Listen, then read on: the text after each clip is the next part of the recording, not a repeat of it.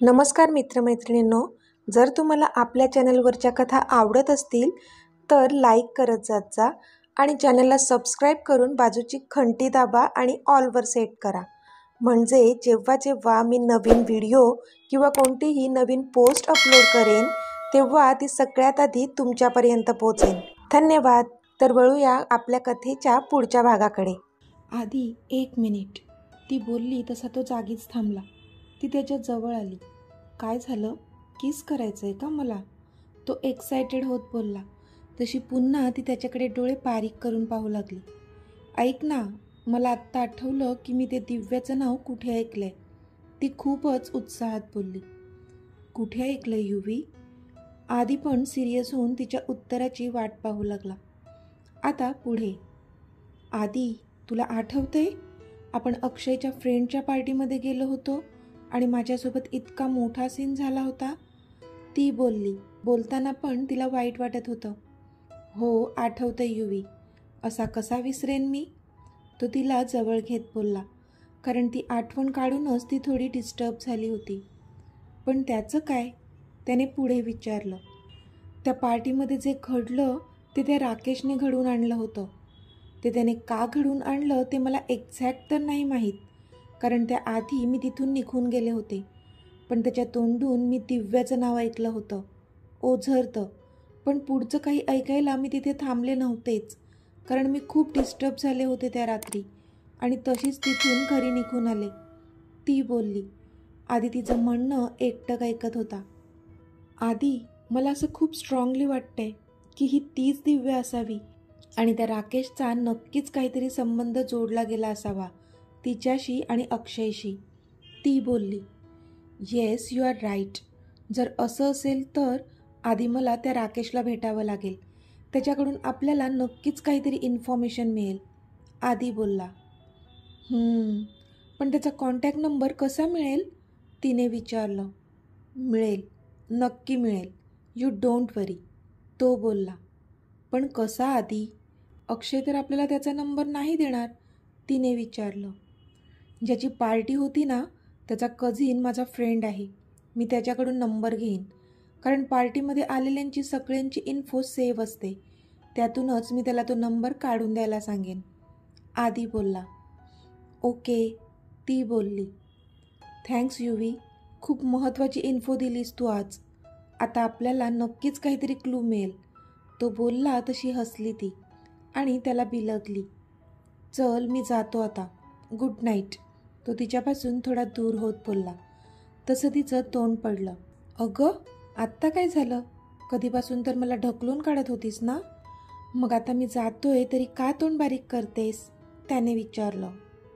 I love you, ती cute face करून बोलली। तसा हसला तो आणि तिच्या अजून जवळ गेला। I love you too sweetie, तो हलकेच तिच्या ओठांवर ओठ टेकवून बोलला। तशी शहारली ती। आता तरी जाऊ का मी? तो मिश्किलपणे बोलला। तशी तिने हसून होमध्ये मान डोलावली। Okay, good night dear, and meet me in a dream, तो तिला डोळा मारून बोलला। तशी ती पुन्हा हसू लागली। ओके, बाय, ती बोलली। तसा तो हसतच तिथून निघून गेला। ती पण फ्रेश होऊन आली आणि बेडवर आडवी झाली। उद्याच्या पिकनिकची जास्त एक्साइटमेंट होती तिला। पूर्ण 3 दिवस ते सोबत असणार होते, म्हणून जास्त खुश होती ती। मग थोड्याच वेळात झोपेच्या अधीन गेली ती।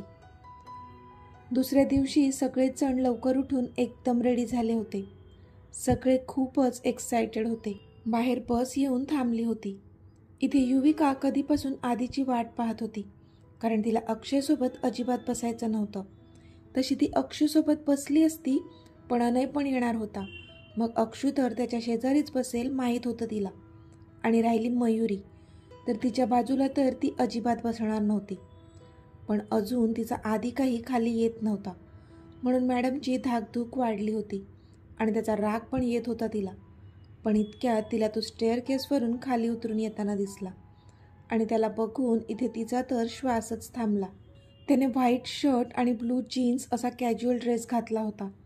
त्यावर त्याच्या शर्टची वरची 2 बटणं ओपन होती आणि त्यामध्ये त्याने गॉगल लटकावला होता।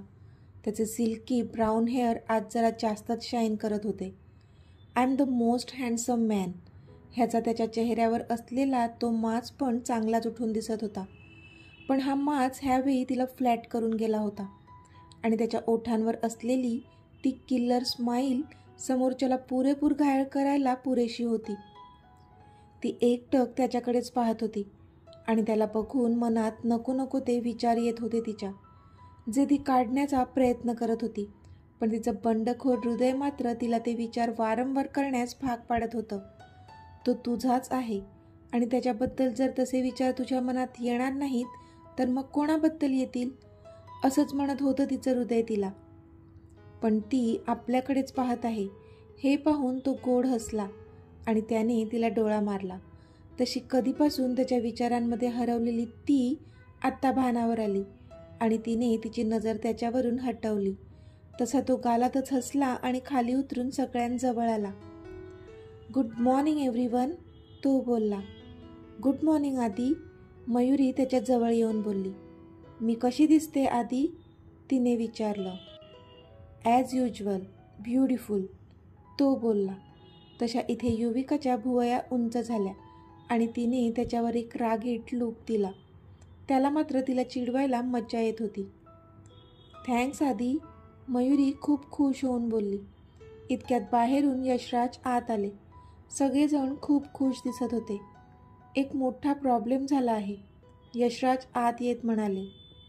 प्रॉब्लेम? कसला प्रॉब्लेम डॅड, आदीने विचारलं. अरे आपल्या गावाला जाताना तो ब्रिज लागतो ना, तो आज तुटला.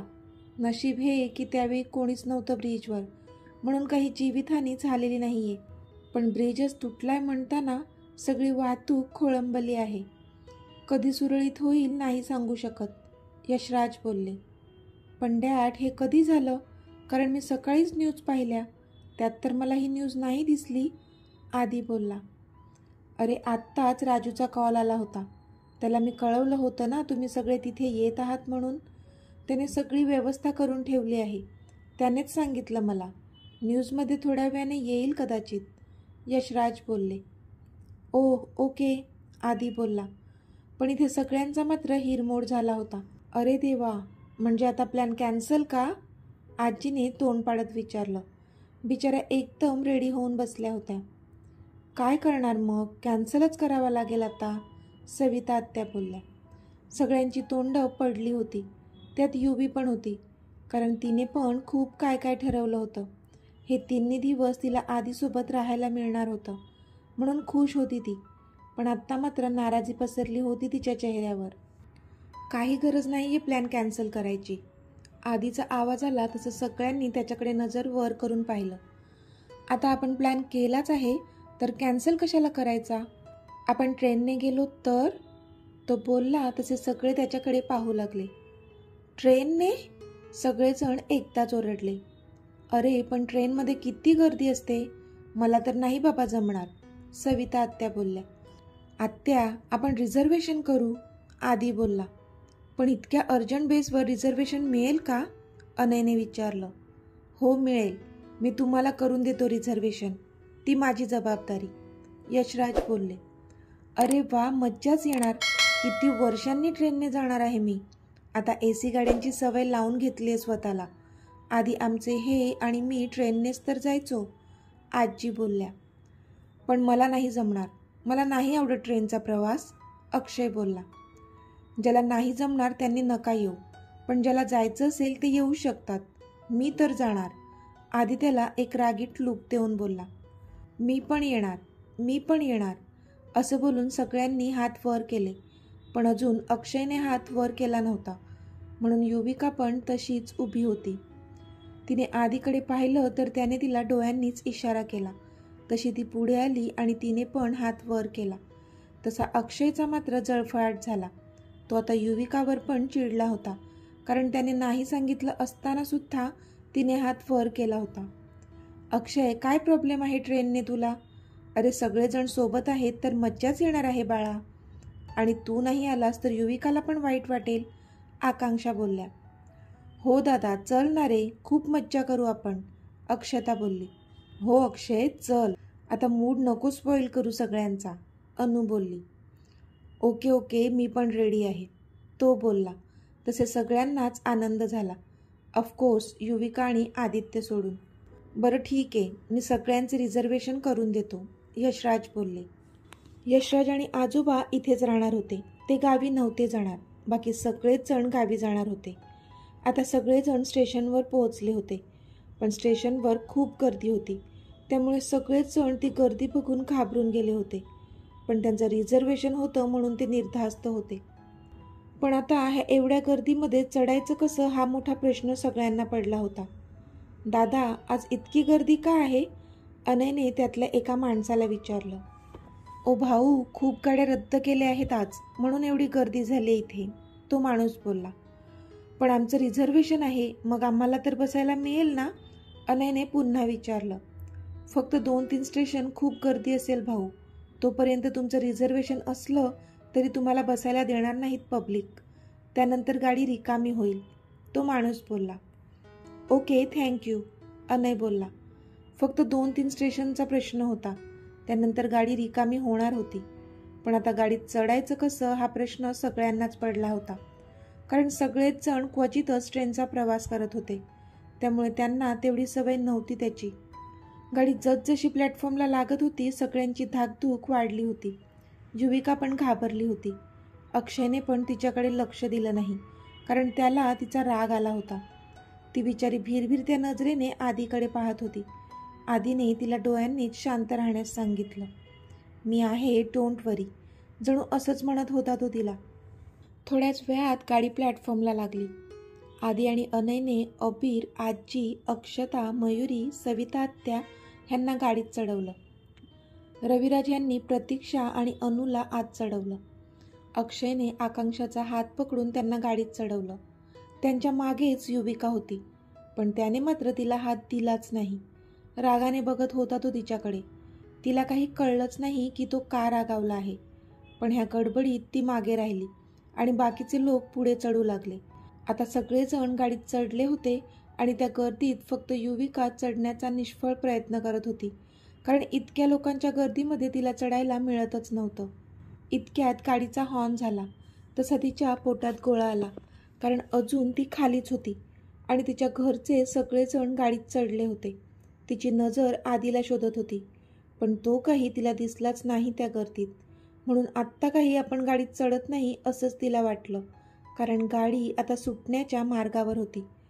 पण इतक्यात एका मजबूत हाताने तिच्या कमरेभोवती विळखा घातला आणि एखाद्या बाहुलीला उचलावं तसं त्याने तिला एका बाजूनेच उचललं आणि गाडीत एंटर केलं. तिला काही कळलंच नाही काय झालं. इतक्या फास्ट घडलं ते. तिने नजर वळवून त्याच्याकडे पाहिलं तर तो आदी होता, जो आता तिच्याकडे पाहून स्माईल करत होता. मी आहे ना, डोंट वरी. त्याचे शब्द आता तिच्या कानावर पडले. त्या गर्दीमध्ये एका जागेवर तिला पुश करून तिच्या दोन्ही बाजूने स्वतःचे हात ठेवून तिला प्रोटेक्ट केलं होतं त्याने. त्याला पाहून तिला खूप भरून आलं. खूप मोठा आधार वाटत होता तिला त्याचा. तू कुठे होतास? मी शोधलं तुला खूप, पण तू नाही दिसला. मी घाबरले होते. मला वाटलं आता मी खालीच राहणार. ती त्याच्या छातीवर डोकं ठेवून थोडीशी मुसमुसत होती. असं कसं मी तुला खाली राहू दिलं असतं? तुझ्याशिवाय मी गेलो असतो का पिकनिकला? आजी, अक्षू आणि मॉमला चढवल्यानंतर मी तुझ्या मागेच उभा होतो, तुला प्रोटेक्ट करत, तो बोलला. तशी ती त्याच्याकडे पाहतच राहिली.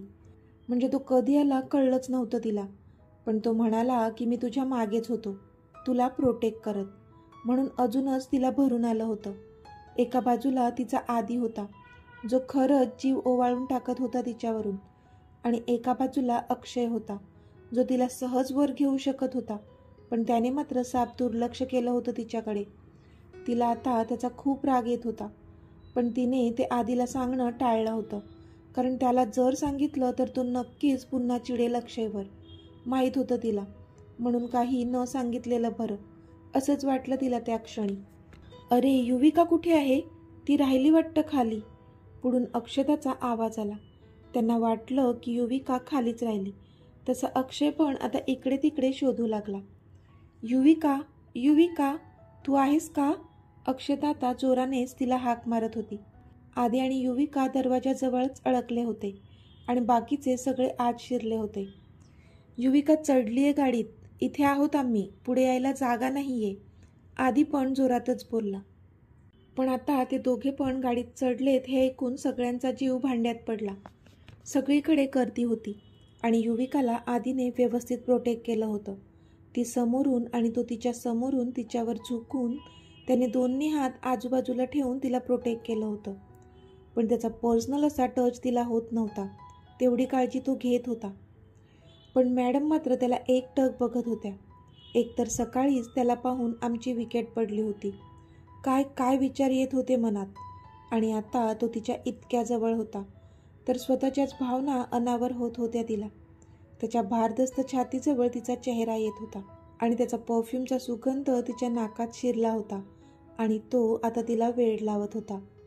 त्याच्या शर्टचे वरचे 2 बटन ओपनच होते आणि त्यामधून त्याची ती गोरी पान भारदस्त छाती दिसत होती. तिला आता तिथे हात फिरवण्याचा खूप जास्त मोह झाला होता. कधीपासून स्वतःवर कंट्रोल केला होता तिने, पण नाही, आता नव्हतं सहन होत तिला. शेवटी बुद्धीचं सोडून आता हृदयाचं ऐकलं तिने आणि एक एक करून त्याच्या शर्टची पुढची बटणं ओपन करू लागली ती. तर मित्रमैत्रिणींनो, आजचा भाग तुम्हाला कसा वाटला ते मला कमेंटमध्ये सांगा आणि जर आवडला असेल तर व्हिडिओला लाईक करा, शेअर करा आणि चॅनलला सबस्क्राईब करून बाजूची घंटी नक्की दाबा. चला तर भेटूया आपल्या पुढच्या भागात. तोपर्यंत धन्यवाद.